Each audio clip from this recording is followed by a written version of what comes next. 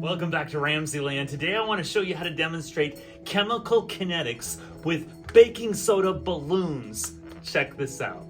For this demonstration, I'm using a 200 milliliter metric flask, acetic acid, sodium bicarbonate, a couple glass funnels, a spatula, and this is a 9-inch latex balloon. Begin by measuring out 10 grams of sodium bicarbonate.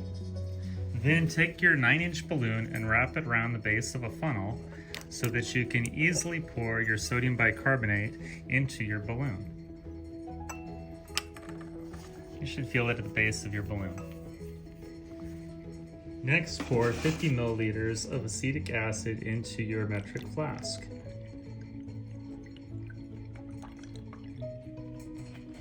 Finally, you're ready to attach your balloon to the top of your metric flask.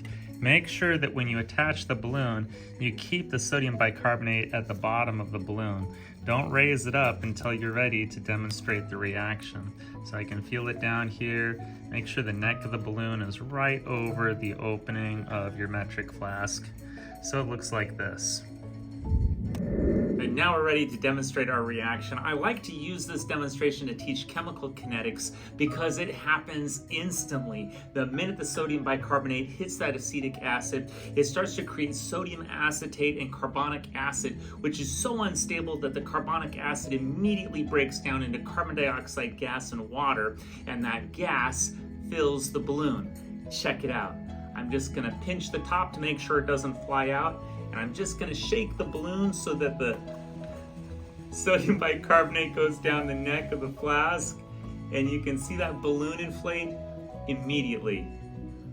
Look how quick that happened. Just an awesome demonstration. And you can kind of shake the balloon a little bit and make sure it all goes down. So now I have a balloon that's completely filled with CO2. Just awesome.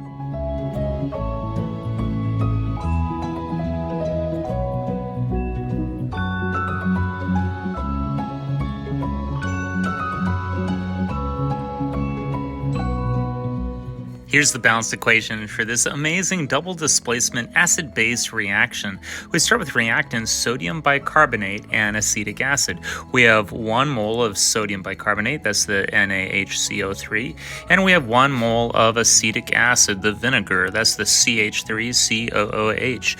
When those combine, you create the product sodium acetate, water, and carbon dioxide.